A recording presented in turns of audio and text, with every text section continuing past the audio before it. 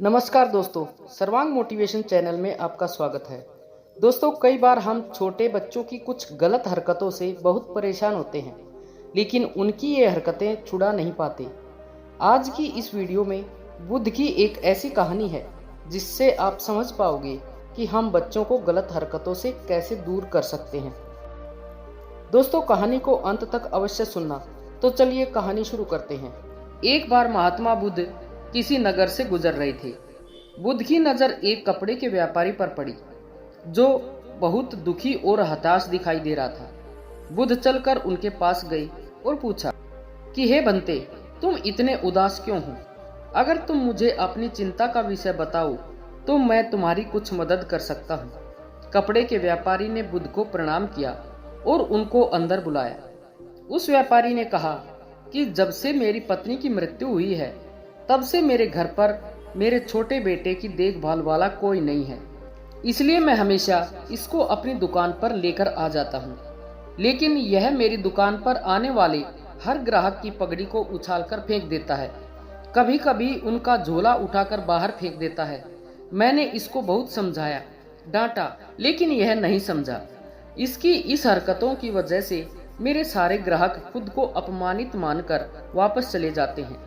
बुद्ध बोले, मैं तुम्हारी सहायता कर सकता हूँ, पर तुम मुझे वचन दो कि मैं जो भी करूँगा तुम उसमें दखलंदाजी नहीं करोगे, ना ही कोई प्रश्न करोगे। व्यापारी बुद्ध को वचन दे देता है। अगले दिन बुद्ध एक पगड़ी पहनकर आए और एक ग्राहक की भांति आकर बैठ गई। व्यापारी का बेटा आया और बुद्ध की पगड़ी को उछाल दिया।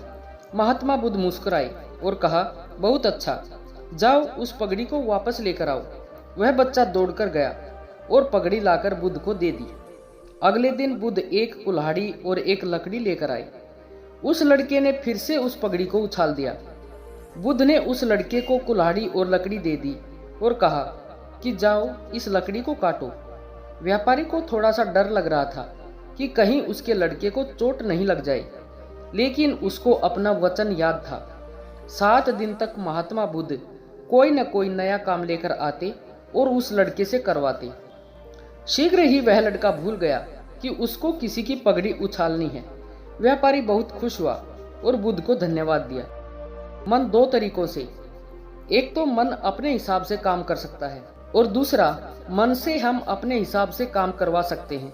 बुद्ध से मिलने से पहले उस लड़के का मन और दिमाग अपने हिसाब से अनियंत्रित रूप से काम कर रहा था, लेकिन बुद्ध ने उस लड़के को अपने अनुसार काम करवाया, जिससे उसकी आदत ही बदल गई।